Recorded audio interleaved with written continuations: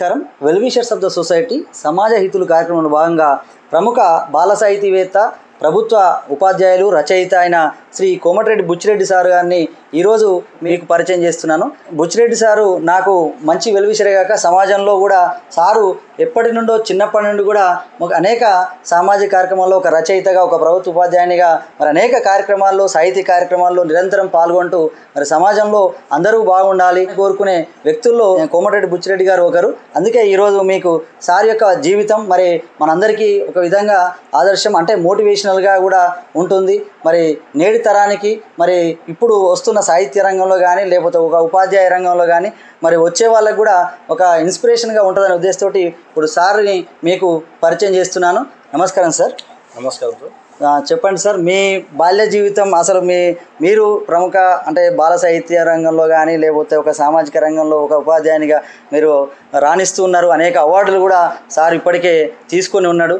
మరి మీ బాల్య జీవితం, మీ కుటుంబ నేపథ్యం ఏంటి సార్? మామూలుగా మీ కుటుంబం ఎక్కడి నుంచి మీరు ఈ స్థాయికి రావడం జరిగింది? నా పేరు కోమటిరెడ్డి బుచ్చిరెడ్డి. మాది స్వగ్రామము మేలదుప్పలపల్లి.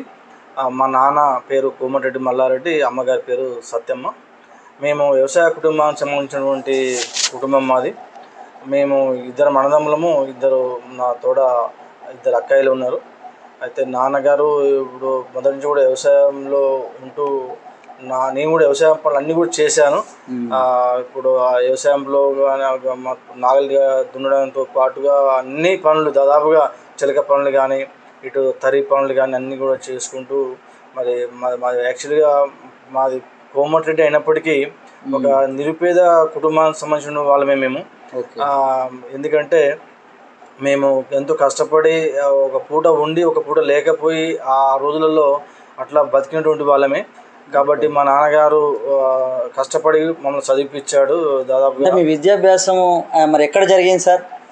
నేను స్వగ్రామంలోనే దుప్పలపల్లిలోనే 1 నుంచి 6వ తరగతి వరకు అక్కడ చదివాను.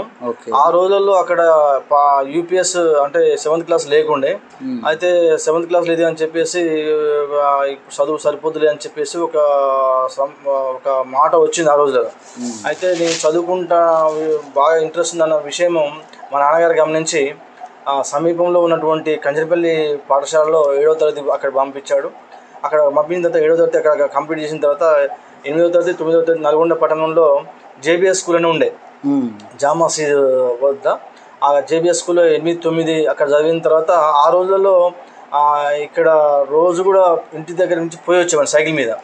అయితే 10వ తరగతికి మాత్రమే ఇక్కడ కోమటిరెడ్డి ప్రతీక్ రెడ్డి మనం పిలుస్తున్నాము బాయ్స్ కళాశాల, అక్కడ 10th క్లాస్ మాత్రం అక్కడ చదివాను. 10th క్లాస్ చదివిన తర్వాత ఇంటర్మీడియట్ విద్యనేమో అదే కాలేజీలో చదువుకోవడం జరిగింది, జూనియర్ కాలేజీలో. తర్వాత డిగ్రీ మాత్రము 87 నుంచి 90 వరకు నాగార్జున కళాశాల నల్గొండలోనే అభ్యసించడం జరిగింది. అయితే ఈ డిగ్రీ అయిపోయిన తర్వాత ఉన్నత విద్యకై ఎంట్రన్స్ పరీక్ష కోసం అని చెప్పేసి ఉస్మానియా యూనివర్సిటీ ఆర్ట్స్ కాలేజ్కి వెళ్ళడం జరిగింది. ఆ రోజులలో చెప్పులు లేకుండా వెళ్ళడం జరిగింది. అంటే మా పరిస్థితి అట్లా ఉండే, కనీసం కాళ్ళకి చెప్పులు లేకుండా ఆ కాలేజీ యూనివర్సిటీలో అడుగుపెట్టిన తర్వాత ఎట్లయినా సాధించాలి, ఎట్లయినా కష్టపడాలి, ఈ యూనివర్సిటీలో సీట్ సాధించాలని చెప్పేసి రాస్తే నాకు 12వ ర్యాంకు వచ్చింది ఎంట్రన్స్లో, హిస్టరీ సబ్జెక్ట్లో. నాకు నిజాం కాలేజ్లో ఫస్ట్ ప్లేస్లో నేను అక్కడ జాయిన్ కావడం జరిగింది. పీజీ 2 years కంప్లీట్ చేసుకున్న తర్వాత 2 years కంప్లీట్ కాకముందుకే నాకు టీటీసీలో సీట్ వచ్చింది. అయితే టీటీసీలో సీట్ వచ్చిన తర్వాత నాకు తెలంగాణలో నాకు అప్పుడు 4th ర్యాంక్ ఎంట్రన్స్లో. అయితే నేను ఆప్షన్ పెట్టుకోమంటే నేను ఏం చేసినంటే తెలియక రంగారెడ్డి జిల్లా చుట్టూ హైదరాబాద్ ఉంటుంది కాబట్టి రంగారెడ్డి జిల్లాకి నేను ప్రాధాన్యత ఇచ్చిన. అయితే నాకు రంగారెడ్డి జిల్లా హెడ్ క్వార్టరు వికారాబాద్ అనే విషయం తెలియదు నాకు. అక్కడ డైట్ కళాశాల ఉన్న సంగతి తెలియదు. లాస్ట్ సీట్ వచ్చిన తర్వాత డైట్ కళాశాల వికారాబాద్ పోయి అక్కడ జాయిన్ కావడం అంటే కొంచెం నల్గొండకి వెళ్ళి అక్కడ ఆ రోజులలో అక్కడ పోవడం అంటే దూరభారం అనిపించింది. అయినప్పటికీ ఆ సంవత్సరము టీటీసీ కంప్లీట్ చేసుకోవడం జరిగింది. మళ్ళీ తర్వాత వచ్చి పీజీ కంటిన్యూ చేసి మళ్ళీ నల్గొండకి రావడం జరిగింది. ఆ తర్వాత కొద్దిగా వచ్చిన తర్వాత అప్పుడు ఇంకా డిఎస్సీలు, ఈ ప్రభుత్వ ఉద్యోగాలు, గ్రూప్ 1s అలాంటివి అయితే ఏమీ పడలేదు అప్పుడు. అయినప్పటికీ మరి కష్టపడాలి కాబట్టి నేను జీవనోపాధి కోసము నకరికల్కి పోయేది కాలేజీలో చెప్పడానికి, హిస్టరీ సబ్జెక్ట్ చెప్పడానికి నకరికల్కి వెళ్ళాను. అంటే ఎట్లా పోయేది సార్? నకరికల్ బస్కి వెళ్ళాను. బస్కి వెళ్ళి అక్కడ ఒక 2 years చేశాను. Okay okay. అప్పుడు తక్కువ వేతనము, జస్ట్ అప్పుడు 800 రూపాయలే ఇచ్చేది. నల్గొండకి వెళ్ళి అప్ అండ్ డౌన్ చేసుకుంటూ 800 రూపాయల కోసం వచ్చేది. అయితే అప్పటికే నాకు మ్యారేజ్ అయింది. ఓకే. మ్యారేజ్ అయింది, కుటుంబం గడపడానికి చాలా కష్టంగా ఉండేది. అయినప్పటికీ సరే మనం బతకాలి కాబట్టి ఏదో ఒక పని చేసుకొని చేయాలని చెప్పేసి కాలేజీలో పని చేసిన తర్వాత ఆ లోపల నాకు గవర్నమెంట్ డిఎస్సి పడింది. ఆ డిఎస్సిలో ప్రభుత్వ ఉపాధ్యాయుడిగా నియామకం కాబడినాను. 1996 డిఎస్సి కానీ 97లో నేను అపాయింట్మెంట్ అయ్యాను. మొట్టమొదట నేను కనగల్ మండలంలో హెచ్జిటి టీచర్గా రామచంద్రాపురం అనేటువంటి ఒక ఊర్లో నేను జాయిన్ అయ్యాను. ఫస్ట్ అపాయింట్మెంట్ ఊర్లో రామచంద్రపురంలో. అయితే రామచంద్రపురంలో ఒక 4 years చేశాను.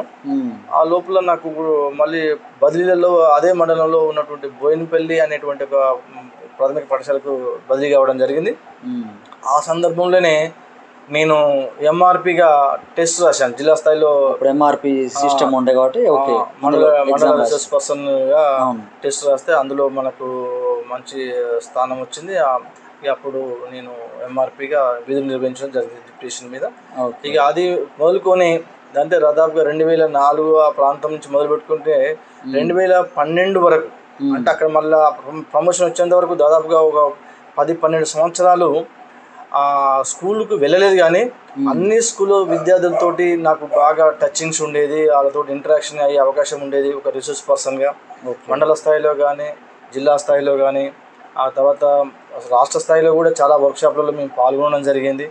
అట్లా ఒక 12 సంవత్సరాలు అధికారులతో కానీ, అటు విద్యాశాఖ అధికారులతో కానీ, ఇటు ఉపాధ్యాయులతో కానీ, అటు విద్యార్థులతో కానీ ఒక మంచి సత్సంబంధాలు ఏర్పడినవి.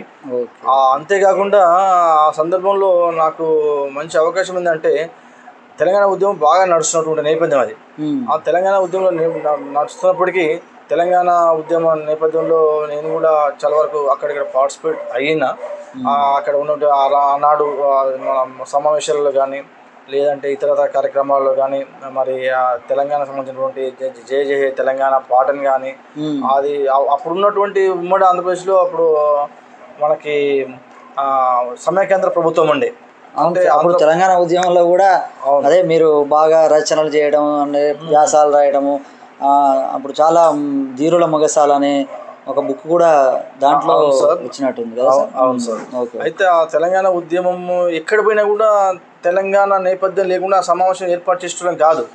ఆ పాలకులు వ్యతిరేకమైనా కూడా ప్రభుత్వ ఉద్యోగం చేస్తున్నప్పటికీ కొంత ప్రభుత్వ ఆంక్షలు ఉన్నప్పటికీ మరి తెలంగాణ మీద ఉన్నటువంటి అభిమానంతో మేము ఎక్కడ పోయినా ఒక అవేర్నెస్ తీసుకురావాలనే ఉద్దేశంతో అటు విద్యార్థుల్లో కానీ ప్రజల్లో కానీ మేము దాదాపుగా అవకాశాన్ని వినియోగించుకున్నాం. అయినప్పటికీ ఆ రోజుల్లో ప్రభుత్వ పాఠశాలల్లో ఒక వినూత్న కార్యక్రమాలని చెప్పేసి అద్భుతమైన కార్యక్రమాలు కార్యక్రమం నడుస్తూ ఉండే. ఆ కార్యక్రమాల్లో కూడా నేను చాలా పాఠశాలలు దాదాపుగా జిల్లాలో చాలా పాఠశాలలు నేను తిరిగాను. చాలా పాఠశాల విద్యార్థుల నేపథ్యం తెలుసుకున్నాను. వాళ్ళ వెనుకబడిన తరానికి వాళ్ళ ఉన్నటువంటి అభ్యసన స్థాయిని తెలుసుకోవడానికి ఒక మంచి అవకాశం నాకు కల్పించబడింది. ఒక విధంగా ఉపాధ్యాయులకు కూడా ఒక రీసోర్స్ పర్సన్గా మొత్తం మీద అధికారులకు ఇటు ఉపాధ్యాయులకు ఒక అనుసంధానంగా పూర్తిగా మీకు అంటే ఒక మంచి వాతావరణాన్ని అయితే మీరు అప్పుడు విద్యారంగంలో ఒక మంచి స్టాండర్డ్స్ పెంచడానికి మీ వంతుగా మీరైతే చాలా వరకు కృషి చేయడం జరిగింది. ఆ స్టాండర్డ్స్ కోసం పనిచేసిన కాబట్టి నాకు ఆ రోజులలోనే నాకు ఉత్తమ రిసోర్స్ పర్సన్గా రాష్ట్ర స్థాయి అవార్డు కూడా ఇవ్వడం జరిగింది. ఆ రాష్ట్ర స్థాయి అవార్డు తీసుకోవడంలో కూడా ఒక వెరైటీ ఏంటంటే అప్పటికి నేను తెలంగాణ కోసము ఆ తెలంగాణ వచ్చేంత వరకు కూడా నల్ల రిబ్బన్ను ధరించి అది తొలగించాలని చెప్పేసి నేను శబ్దం చేసిన. నల్ల బ్యాడ్జ్ ధరించి ఏ సమావేశాలైనా పోతూ ఉండేది. అయితే అవార్డు తీసుకునే సమయంలో నెక్లెస్ రోడ్ హైదరాబాద్లో ఒక సమావేశంలో నాకు ఇవ్వడానికి వెళ్ళాను. అక్కడికి వెళ్ళిన తర్వాత అక్కడ ఆనాటి విద్యాశాఖ మంత్రి సాకే శైలజనాథ్ గారు ఉండేది. వారితో పాటుగా అక్కడ ఉన్న ఎమ్మెల్సీ మోహన్ రెడ్డి గారు ఉండేది. వారు నాకు సూచన చేశారు, మీరు నల్ల బ్యాడ్జ్ ధరించి వచ్చిరు కదా, మీరు పక్కకి దిగేపించండి, సార్ కోపం చేస్తారని చెప్పేసి నాకు సూచన చేశారు. నేను ఒకటి చెప్పాను, నాకు అవార్డు లేకున్నా పర్వాలేదు, కానీ నేను తెలంగాణ వచ్చేంత వరకు నల్ల బ్యాడ్జ్ మాత్రం తొలగించానని చెప్పేసి నిర్మమాటంగా చెప్పడం జరిగింది. అయినప్పటికీ ఆ వేదిక మీద ఆనాటి విద్యాశాఖ మంత్రితోటి అవార్డు తీసుకోవడం అనేది నేను బహుశా 2011లో పొందడం జరిగింది. నాకు చాలా హ్యాపీగా అనిపించింది. 2011 అంటే ఆ ప్రాంతంలో తెలంగాణ ఉద్యమం బాగా నడుస్తుంది. ఓకే, విద్యారంగంలో సరే మీరు ఉద్యోగంలోకి వచ్చినప్పుడు సరే ఇప్పుడు ప్రస్తుతం కూడా ఇంకా మీరు ఉపాధ్యాయునిగానే కొనసాగుతున్నారు. ఇంక ఏమైనా మార్పులు గమనించారా? అప్పటికి ఇప్పటికి మీరు ఏ మార్పులు గమనించారు? పిల్లల్లో దాదాపు నల్గొండ జిల్లాలో ఈ కెనాల్ వాటర్ లేక కొంత డ్రైలా విలేజెస్గా ఉండే, వలసలు బాగా పోయేది తల్లిదండ్రులు. వాళ్ళ పిల్లలు కూడా బడికి డ్రాప్ అవుట్స్ బాగా ఉండేది. అయినప్పటికీ నేను కొంత చొరవ తీసుకొని ముఖ్యంగా బోయినపల్లి పాఠశాలలో పనిచేస్తున్నప్పుడు అక్కడ ఆ రోజుల్లోనే 100% ఎన్రోల్మెంట్ సాధించడం జరిగింది పిల్లల విద్యార్థులలో. అప్పుడు ఉన్న స్టాండర్డ్స్ కూడా పిల్లలకి ఇప్పుడున్న వాటికంటే అప్పుడు బాగుండే ఉండే. అప్పుడు ఎన్రోల్మెంట్ 100% సాధించిన తర్వాత మండల ఎంపీడీఓ గారు కాళింది మేడం అని ఉండేది కనగల్ మండలానికి. ఆమె గారు పిలిచి 100% ఎన్రోల్మెంట్ సాధించినందుకు చాలా అప్రిషియేట్ చేస్తూ నన్ను బాగా పోవడం కూడా జరిగింది. అట్లా విద్యార్థుల యొక్క పరిస్థితిని గమనిస్తే ఆ రోజులలో తల్లిదండ్రుల కొంత ప్రోత్సాహము తక్కువగా ఉండేది. ఎందుకంటే అప్పుడు అక్షరాస్యత లేదు కాబట్టి వాళ్ళు వెనకబడతాము. అయినప్పటికీ ఇంటిల్లు తిరిగి చదువుకోవాలి, చదువుకుంటే బాగా మీకు భవిష్యత్తు ఉంటుందని చెప్పేసి వాళ్ళ మోటివేషన్ చేసినటువంటి సందర్భం ఆ రోజుల్లో ఉండే అట్లా గడిచింది పాఠశాలలో. Okay okay. అయితే ఇప్పుడు మీరు ప్రముఖ బాల సాహితీవేత్తగా మరి పిల్లల్లో మరి ఈ అనేక సాహిత్య రంగంలో అనేక విధాలుగా మీరు కృషి చేస్తున్నారు. మీరు అనేక పుస్తకాలు కూడా సార్ రాయడం జరిగింది ఇప్పటికే. మరి మీ బాల సాహిత్యం కానీ అసలు సాహిత్య రంగంలో మీరు ఎలా అడుగుపెట్టారు? మీకు ఎలా అభిరుచి కలిగింది? మీరు దీనికి అసలు ఎవరన్నా మోటివేషన్ ఉండరా? ఏ విధంగా మీ సాహిత్య అభిలాష కానీ సాహిత్య రంగంలో మీరు కొనసాగుతున్నారు? నిజానికి మా కుటుంబం పరంగా చూసినట్టయితే మా సాహిత్య పరంగా ఎలాంటి ఆనవాళ్ళు మా కుటుంబంలో లేవు. అయినప్పటికీ నేను ఇంటర్మీడియట్ చేసినప్పుడే నేను కాలేజీ మ్యాగజైన్లో దేశాన్ని కాపాడండి అని చెప్పి ఒక కవిత రాశాను. అది సెలెక్ట్ అయ్యి చాలామంది అక్కడ ఉన్న జూనియర్ కాలేజ్ లెక్చరర్స్ కూడా బాగా అప్రిషియేట్ చేయడం జరిగింది. అప్పటి నుంచి ఇక దాదాపుగా ఉద్యోగం రీత్యా చేస్తూ ఉన్నప్పుడు తెలంగాణ ఉద్యమం బాగా జరుగుతుండే. దాని యొక్క ఇంపాక్ట్ అనేది, దాని యొక్క ప్రభావం అనేది నా మీద చాలా చూపించింది. సాహిత్యంలో మనం ఎందుకు రాయకూడదు, ఎందుకు మనము పిల్లల కొరకు ఎందుకు చేయకూడదు అని చెప్పేసి అసలు నేను బాల సాహిత్యానికంటే ముందు పెద్దల సాహిత్యమే, ప్రౌఢ సాహిత్యం బాగా రాసేది. కవితలు కానీ వ్యాసాలు కానీ అవి రాస్తూ ఉండే. అట్లా నేను మొట్టమొదటిసారిగా ఈ జిల్లాలో ఒక 500 మంది కవులు రచయితలు రాసినటువంటి ఏవైతే మన కవితలు ఉన్నాయో వాటన్నిటిని కూడా ఈ సేకరించి ఒక డమరుకం అనేటువంటి ఒక పుస్తకాన్ని అచ్చువేయడం జరిగింది. ఆ రోజు పెద్దలు వేణు సంకోజి గాను, తర్వాత మన కూరెల విఠలాచార్య గారు వాళ్ళు ఆ కార్యక్రమానికి వాళ్ళు అతిథిగా రావడం కాకుండా విద్యాసాగర్ రావు అని చెప్పేసి చీఫ్ ఇంజనీర్ అని చెప్పి వాళ్ళు కూడా వచ్చి మన జిల్లా పరిషత్తులో ఆ పుస్తక ఆవిష్కరణ చేసినప్పుడు ఆ జిల్లా పరిషత్తులో పట్టనటువంటి పాఠకులు వచ్చారు అక్కడికి. అది ఒక పెద్ద అద్భుతం అనిపించింది నాకు. ఇక అప్పటి నుంచి వెనుదిరగకుండా డమరుకం తర్వాత ధీరుల మొగసాల అని చెప్పేసి మరొక పుస్తకాన్ని కూడా తీయడం జరిగింది. ఆ తర్వాత మాలిమే అని చెప్పేసి ఇంకొక పుస్తకాన్ని కూడా నేను ఏది పుస్తకాలు కూడా సార్ పుస్తకాలే ఏది రాసినా కూడా అందులో ప్రజల్ని చైతన్యవంతం చేసేటువంటి సాహిత్యంలో అడుగు పెట్టడం జరిగింది. సానాడు సాహిత్యంలో జిల్లాకు చెందినటువంటి సుంకిరెడ్డి నారాయణ రెడ్డి కానీ, వేణు సంకోజ్ కానీ, ఆనాటి అంబటి వెంకన్న కానీ ఇలాంటి వాళ్ళ స్ఫూర్తితోటి మనం కూడా కొన్ని పుస్తకాలు కూడా రాయడం జరిగింది. అట్లా ఒక నాకు స్పెషల్గా గుర్తింపు అంటూ తీసుకొచ్చింది సాహిత్య ప్రక్రియలోనే. ఈ సాహిత్యాన్ని ఒక రాయడం వరకు కాదు, అది మళ్ళీ పిల్లకు ఉపయోగపడాలి కదా అని చెప్పేసి మళ్ళీ నేను ఒక గత 10-12 సంవత్సరాలుగా బాల సాహిత్యంలో కృషి చేయడం జరుగుతుంది. ముఖ్యంగా పిల్లలతోటి ప్రతిరోజు కలిసి తిరిగేటువంటి అవకాశం ఒక ఉపాధ్యాయుడిగా నాకు ఉంది కాబట్టి మరి నాకు పిల్లల యొక్క కథలు కానీ, పిల్లల యొక్క గేయాలు కానీ అట్లా రాస్తూ ఇప్పటికే ఒక 5-6 పుస్తకాలు మొట్టమొదట నాకు మార్గదర్శి అని చెప్పేసి ఒక పుస్తకం వేశాను. ఏంటి మార్గదర్శి అంటే పిల్లల యొక్క చేతి రాతను నేను గమనించాను. ప్రతి పాఠశాల వెళ్ళినప్పుడు అక్కడ వెళ్ళినప్పుడు అలా లేఖనతోని అంటే అభ్యసనంలో గమనిస్తూ ఉన్నప్పుడు చాలా వెనుకబడినటువంటి పిల్లలు ఏం చేసినప్పుడు రాయడంలో కొంచెం ఇబ్బంది పడుతుండే వాళ్ళు. ఎందుకు ఇప్పుడు అని చెప్పేసి మార్గదర్శి హ్యాండ్ రైటింగ్, అవును సార్, మార్గదర్శి హ్యాండ్ రైటింగ్ టిప్స్ ఎట్లా రాస్తే గుడ్ హ్యాండ్ రైటింగ్ వస్తుంది, మంచి మార్కులు ఎట్లా సాధిస్తారు అని చెప్పేసి ఒక పుస్తకం తీసుకురావడం జరిగింది. అది మొట్టమొదటి నా పుస్తకం. అది డైట్ కళాశాలలో ఆనాటి కలెక్టర్ గారు ముక్తేశ్వరరావు సారు దాన్ని ఆయన ఆధ్వర్యంలో దాన్ని ఆవిష్కరించుకోవడం జరిగింది. ఆ తర్వాత కొద్ది విరామం తర్వాత పిల్లల కొరకు ఇంకా ఏదో చేయాలని చెప్పేసి తపన పడుతూ ఉండేవాడిని. అట్లా తపన పడుతున్న సందర్భంలో ఆనాటి ప్రభుత్వము బాలల కొరకు అని చెప్పేసి ఒక ప్రతి జిల్లాకు ఒక మ్యాగజైన్ తీసుకొచ్చింది. జాబిలి తీసుకొచ్చింది సార్. మన నల్గొండ జిల్లాలో జాబిలి నడిచింది. ఆ జాబిలి పత్రిక సంపాదక మండలి సభ్యునిగా నేను కూడా పనిచేశాను. ఆ సంపాదక మండలి సభ్యులు పెన్నెం జగదీశ్వర్ గారు, నేను, మేరెడ్డి యాదగిరెడ్డి, అలిపిల్లి రామచంద్రారెడ్డి, బోధనము నర్సిరెడ్డి, ఇట్లా అనేక మంది, వడ్డపల్లి వెంకటేష్, కుర్రెల శ్రీనివాస్, ఇట్లా అనేక మంది ఆర్టిస్టులు వర్క్షాప్లో కష్టపడి మ్యాగజైన్ తీసుకురావడం జరిగింది. అట్లా తీసుకొచ్చిన సందర్భంలో పిల్లలతో ఇంకా మమేకం పెరిగింది. పిల్లల యొక్క రచనల్ని, పిల్లల యొక్క వాళ్ళ యొక్క సృజనాత్మకతని వెలికి తీయాలని చెప్పేసి నేను ఆలోచించి పిల్లల కొరకు ఏదైనా ఇంకా రాయాలని చెప్పేసి మొట్టమొదటిసారిగా మొలకలు అన్నటువంటి ఒక పిల్లల కథలు తీసుకురావడం జరిగింది సార్. ఆ మొలకలు అనే పిల్లల కథలో అన్నీ కూడా అందులో ఉన్నటువంటి వస్తువులన్నీ కూడా మన గ్రామీణ ప్రాంతానికి సంబంధించినవి. నా జీవితంలో అవన్నీ కూడా ఎదురైనటువంటి సమస్యలే. అట్లా ఆ మొలకలు ఉన్నటువంటి పిల్లల కథలతోటి మరి మొట్టమొదటి బాల సాహిత్యంలో అడుగు పెట్టడం జరిగింది. ఇక అప్పటి నుంచి వెనుదిరగకుండా ఇంకా మళ్ళీ ఎక్కడ ఆగకుండా గత 10-12 సంవత్సరాలుగా ఇలా కొనసాగుతూ ఉన్నాను. ఆ తర్వాత మళ్ళీ మొలకల తర్వాత మరి బంతిపూలు అని చెప్పేసి కొన్ని కథలు వేసాను. ఒక పుస్తకాన్ని తీసుకొచ్చాను, బంతిపూలు. ఆ బంతిపూలు చాలామంది దీన్ని అసలు బంతిపూలు పెట్టడమే ఒక వెరైటీగా అని చెప్పేసి చాలామంది బాల సాహిత్యవేత్తలు కానీ ఇతర సాహిత్యవేత్తలు కానీ నన్ను ఇలా అంటే పిల్లల కథలే ఉంటాయా సార్? పిల్లల కథలు హై స్కూల్ స్థాయి వరకు పిల్లల కథలు ఉంటాయి. కొన్ని కథలు పెద్దలకు కూడా వర్తించే విధంగా ఆ పుస్తకాలలో ఉన్నాయి. ఈ బంతిపూలకి నాకు ఇటీవల కాలంలోనే సిద్దిపేటకు సంబంధించినటువంటి పెందోట బాలసాహిత్య పురస్కారం కూడా లభించింది. ఇట్లా చేస్తూ ఉన్నప్పుడు తర్వాత బహుమతి అని చెప్పేసి ఇంకొక పుస్తకం కూడా తీసుకురావడం జరిగింది.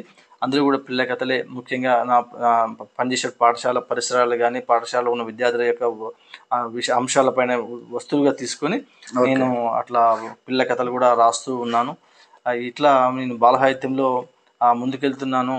ఇట్లా బాల సాహిత్యంలో దాదాపు ఇప్పుడు చాలా తక్కువ మంది రచయితలు ఉన్నారు.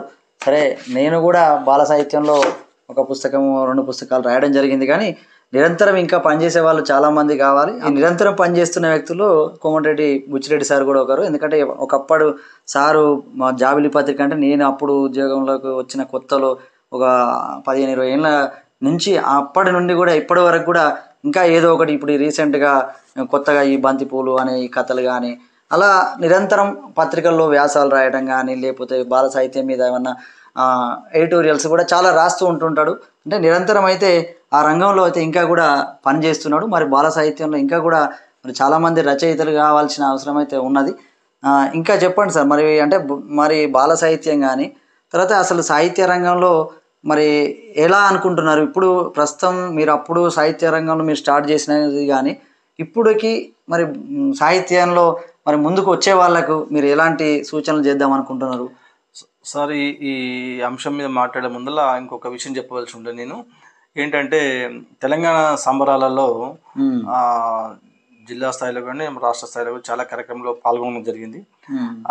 నేను చండూరు జిల్లా పరిషత్ ఉన్నత పాఠశాలలో పనిచేస్తున్నప్పుడు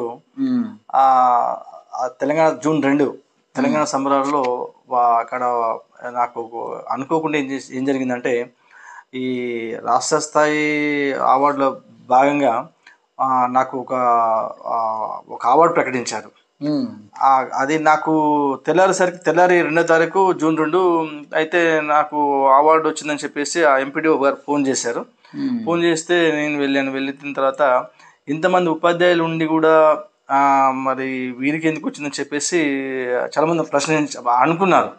అయితే మనం సాహిత్యంలో పనిచేస్తున్నటువంటి సందర్భాలను దృష్టిలో పెట్టుకొని అప్పటికే నేను కొంత సాహిత్యంలో ఉన్నాను కాబట్టి నాకు అక్కడ ఉన్న ఎంపీపీ గారు డయాస్ మీద పిలిచి గొప్పగా నన్ను సన్మానం చేసి 10,116 రూపాయలు నగదుగా మా ప్రభుత్వ పారితోషికాన్ని అందించడం జరిగింది. అది గొప్పగా మా జీవితంలో మర్చిపోయినటువంటి సంఘటన.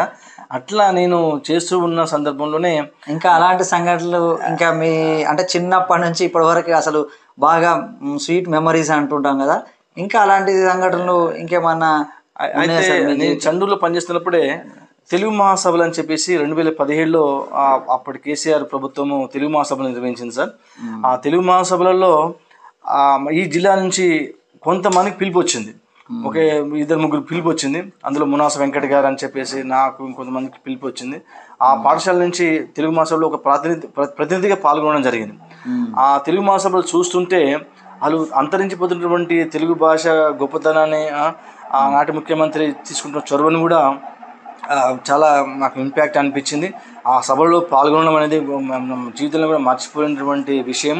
కాబట్టి ఆ తెలుగు మహాసభలు అనేవి మరి ఒక తెలుగు వైభవానికి ఒక పునర్వైభవం తెచ్చే విధంగా ఆనాటి సమావేశాలు మనకు దోహదపడ్డాయని చెప్పేసి నేను అనుకుంటున్నాను. అట్లా నేను ఈ విషయంలోనే కాకుండా నేను పిల్లల కొరకు ముఖ్యంగా సామాజిక కార్యక్రమాలు, పిల్లలకి ఎవరైనా తల్లిదండ్రులు లేనటువంటి అనాథ పిల్లలు ఎవరైనా ఉంటే వాళ్ళకి ఏదో రకంగా నోట్బుక్స్ కానీ లేకుంటే ఇంకేదైనా సహకారం అందించాలని చెప్పేసి అలా అందిస్తూ ఉంటాను, వాళ్ళని ప్రోత్సహిస్తూ ఉంటాను. ఎంతసేపు ఉన్న నా తపన ఏంటంటే ముఖ్యంగా పిల్లల్ని, దేశంలో ముఖ్యమైన సంపద అంటే పిల్లలే. రేపు భవిష్యత్తు వాళ్ళదే కాబట్టి, రేపు భారత పౌరులు వాళ్ళే కాబట్టి వాళ్ళకి ఒక ఉపాధ్యాయుడిగా మనకు అవకాశం ఉంది అని చెప్పేసి పిల్లల కొరకు ఎప్పుడు కూడా మమేకమై పనిచేసేటువంటి అవకాశాన్ని నేను తీసుకొచ్చుకుంటాను. అట్లా ఇప్పుడు బాల సాహిత్యం విషయానికి వస్తే బాల సాహిత్యంలో చాలామంది రాశి పెరిగింది, చాలామంది రాస్తున్నారు. కానీ ఆ రాసినటువంటి విషయాలన్నీ కూడా నిలదొక్కునేటువంటి పరిస్థితులు లేవు. కాబట్టి ఎవరైతే పిల్లల స్థాయికి దిగి పిల్లల భాషలో పిల్లల యొక్క స్థాయిని దృష్టిలో పెట్టుకొని వాళ్ళ అంశాలను కనుక తీసుకొచ్చి రాయడమే కాకుండా రాసినటువంటి అంశాలని మళ్ళీ వాళ్ళ దగ్గర చేర్చాలి. అట్లా చేర్చినప్పుడే వాళ్ళ పిల్లలలో కొద్దిగా క్రియేటివిటీ పెరుగుతుంది. అట్లా పిల్లల కోసం అని చెప్పేసి నేను పనిచేస్తున్నాను. నా తోటి ఇంకా మిత్రులకు కూడా నేను ఒకటే సలహా చెప్తాను, ముందు సాహిత్యంలో రాణించాలంటే, ఏ సాహిత్యంలో రాణించాలన్నా కూడా ముందు సాహిత్య ప్రక్రియలు చదవండి, పెద్దవాళ్ళు అటువంటి ఇతర పుస్తకాలు బాగా చదవండి. పుస్తక పఠనం అనేది చాలా ఇంపార్టెంట్. నాలెడ్జ్ పెంచుకోవాలి. పుస్తకాలు ఎన్నో చదివితే తప్ప ఒక చిన్న రచన 4 లైన్లు రాయాలంటే ఎన్నో పుస్తకాలు చదివి ఉండాలి, ఎంతో సాహిత్యం తెలిసి ఉన్నప్పుడు మాత్రమే రాయగలుగుతాం. జనరల్గా ఒక పాట రాయాలన్నా, ఒక వ్యాసం రాయాలన్నా కూడా నాకు రాత్రి 12 కూడా చేస్తుంది. ఒక్కోసారి 12 దాటితే, ఒక్కోసారి మా మేడం కూడా ఒక్కోసారి కోపం చేస్తుంది, ఏంటి రాస్తే ఏమొస్తుందని చెప్పేసి అప్పుడప్పుడు అంటూ ఉంటుంది. అయినప్పటికీ నాకు పూర్తి కోఆపరేట్ చేస్తుంది మా మేడం కూడా. అయినప్పటికీ నేను ఏదైనా అనుకుంటే ఖచ్చితంగా ఒక పాట రాయాలంటే పాట రాసిందాక నిద్రపోను. ఒక వ్యాసం రాయాలన్నా, లేకుంటే ఇంకొక పుస్తక సమీక్ష చేయాలన్నా, ఏదైనా నాకు చేతనైనటువంటిది ప్రక్రియ ఏదంటే సాహిత్యంలో రాణించడమే. కాబట్టి అట్లా నేను ఎంతోమందిని స్ఫూర్తిగా తీసుకొని పెద్దలు, బాల సాహిత్యవేత్తలు కానీ ఇతర సాహిత్యవేత్తలను అనుకరిస్తూ మరి ఈ రంగంలో ముందుకెళ్తున్నాను. మరి సాహిత్య రంగంలో ముందుకు వెళ్ళాలన్నా, లేక సాహిత్య కార్యక్రమంలో పాల్గొనాలన్నా మరి కుటుంబ సభ్యుల యొక్క సహకారం చాలా ముఖ్యం. ఎందుకంటే నేను కూడా ఒక కవిగా సామాజిక కార్యక్రమాల్లో పాల్గొంటున్న వ్యక్తిగా నిరంతరం మరి కుటుంబాన్ని వదిలిపెట్టి జస్ట్ మీరు అన్నట్టు మరి రాత్రిపూట ఇప్పుడు వీడియోలు చేస్తుంటే ఆ సౌండ్ బంద్ చేయి, ఇట్లా లేకపోతే ఏది చేస్తున్నా కానీ కుటుంబంలో అసలు నీకు ఎందుకు డాడీ అని పిల్లలు అనడం, తర్వాత నువ్వు ఎందుకు ఇంత రాత్రి దాకా కష్టపడుతావు, ఇది ఎందుకు రాస్తావు అని ఇలాంటి అయితే నేను కూడా చూస్తుంటాను. సరే సహజంగానే మరి మీ కుటుంబంలో కూడా మరి మీ కుటుంబ నేపథ్యం అంటే వివాహ జీవితం తర్వాత పిల్లలు కానీ మీ భార్య కానీ లైఫ్ అనేది ఇంపార్టెంట్ కదా ఎవరికైనా. ఎందుకంటే మన కుటుంబ సభ్యుల సహకారం లేనిది ఎవరు కూడా దేంట్లో రాణించలేము. కాబట్టి మరి మీ కుటుంబ సహకారం ఎలా ఉంది, మీ కుటుంబం ఎలా ఇప్పుడు ప్రస్తుతం కొనసాగుతుంది సార్? సార్ నా వివాహం అనేది 1993లో అయింది సార్. 93లో మా అద్దంగి అరుణ్ అని చెప్పేసి రావడం జరిగింది. మాకు ఒక పాప, ఒక బాబు. పాప పేరు సిరిచందన, బాబు సాయి చరణ్ రెడ్డి. వాళ్ళ పాప కూడా జిల్లాలో జరిగినటువంటి అనేక సాహిత్య సమావేశాలలో నాతో పాటు పాల్గొనేది. తర్వాత బాబు కూడా కొద్ది సాహిత్యం అంటే అతనికి పెద్దగా శ్రద్ధ ఇంట్రెస్ట్ అనేది తక్కువగా ఉండేది.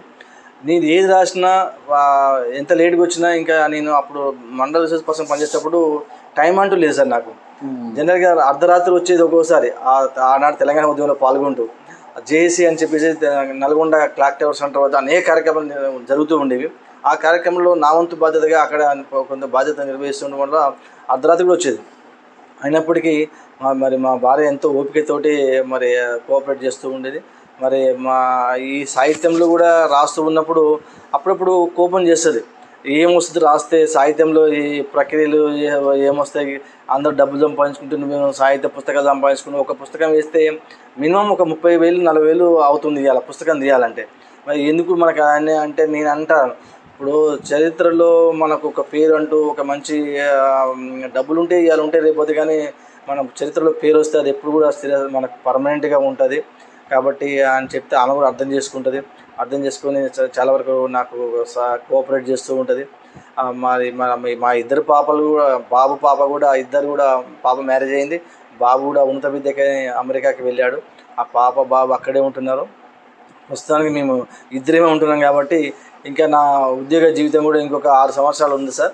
మరి 6 సంవత్సరాల్లో మరి ఇంకా ఏమో సాధించాలని చెప్పేసి మనసులో తపన, ఒక ఆవేదన ఉంటూ ఉంటుంది.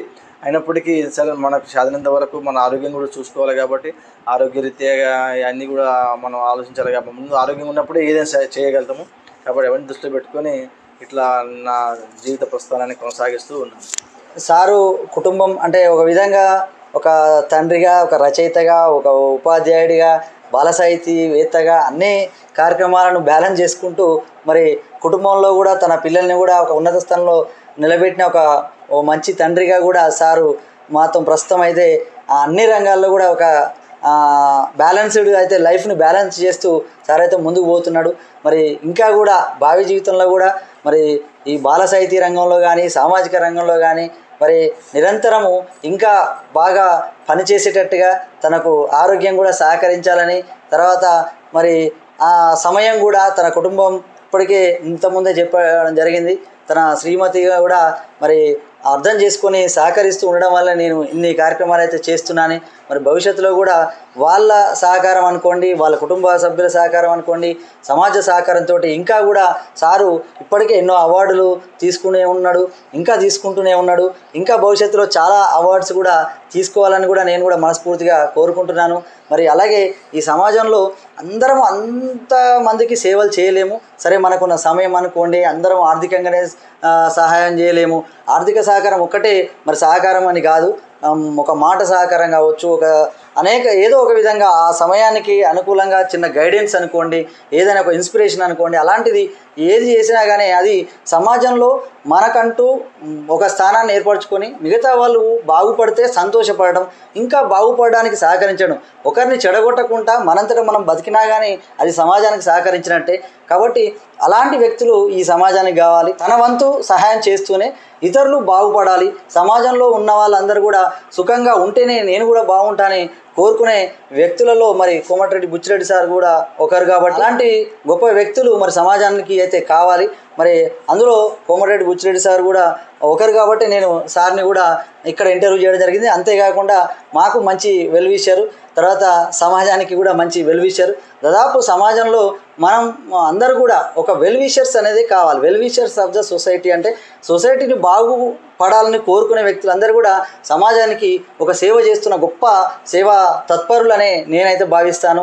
మరి అలాంటి వ్యక్తులలో మరి సార్ కూడా ఒకరు కాబట్టి నాకు కూడా నిరంతరం ఏదైనా మంచి చేస్తే ప్రోత్సహించడం, ఇంకేదైనా కార్యక్రమం చేస్తే ఇలా కాకుండా ఇంకిట్లా చేస్తే బాగుంటుందనే అలా సహకారాలు, గైడెన్స్, సహకారం, మరి ఒక విధంగా కోఆపరేషన్ కూడా, అలాంటి కోఆపరేషన్ భవిష్యత్తులో కూడా అలాగే కొనసాగాలని నేను కూడా సార్ని విజ్ఞప్తి చేస్తూ, మరి ఈ విధంగా సమాజంలో కూడా అందరూ కూడా మరి సార్ జీవితం కూడా చెప్పులు లేని అంటే చిన్న ఊర్లో అంటే పేద కుటుంబంలోంచి వచ్చి మరి ఎలా ఒక ఉన్నత స్థానంలో తన కుటుంబాన్ని కూడా ఉన్నత స్థానంలో నిలబెట్టడం, తను స్థిరపడడం, అనేక కష్ట నష్టాలు ఎదుర్కొని మరి బాల సాహితీ రంగంలో కానీ, సాహిత్య రంగంలో కానీ, ఒక సామాజిక రంగంలో కానీ తనకంటూ ఒక స్థానాన్ని ఏర్పరచుకున్న వ్యక్తి కోమటిరెడ్డి బుచ్చిరెడ్డి సార్. అందరూ కూడా అలాగే మీరు కూడా ఎవరైనా మేము కింది స్థాయిలో ఉన్నాము ఇలా ఉన్నామని కాకుండా మీరు అందరం కూడా కష్టపడి మరి డెడికేషన్ తోటి మనం వర్క్ చేస్తే ఖచ్చితంగా ఏదో ఒక రంగంలో మనం రాణిస్తాం. ఆ విధంగా మరి గొప్ప వ్యక్తులుగా మిగతా వాళ్ళు కూడా మరి సార్ని కూడా అలా ఇన్స్పిరేషన్ తీసుకొని ఎదగాలని మనస్ఫూర్తిగా కోరుకుంటూ మరి సార్ కూడా మాకు సమయం ఇచ్చి మరి చాలా విషయాలు కూడా మరి పంచుకున్నందుకు సార్కు హృదయపూర్వక ధన్యవాదాలు సార్. మరి మీకు మీరు ఇంకా కూడా భవిష్యత్తులో అష్టైశ్వర్యాల ఆరోగ్యంతో మంచిగా ఉండాలని కూడా నేను కూడా మనస్ఫూర్తిగా కోరుకుంటున్నా. మా వీక్షకుల తరపు నుంచి కూడా మీకు శుభాకాంక్షలు sir. Thank you Ramesh sir. మీరు సమయాన్ని కేటాయించి నన్ను అనేక విషయాల మీద ఇంటర్వ్యూ చేసినందుకు మరి నాకు నా మనసు నిండా మీకు నా హృదయపూర్వక ధన్యవాదాలు తెలియజేస్తున్నాను సార్. మరి నా విషయాలు ప్రజలకి ఉపయోగపడతాయని చెప్పేసి, నేను చేసినటువంటి కార్యక్రమాలు ప్రజలకు ఉపయోగపడతాయని చెప్పి, ముఖ్యంగా విద్యార్థులకు ఉపయోగపడతాయని చెప్పేసి నేను అనుకుంటున్నాను.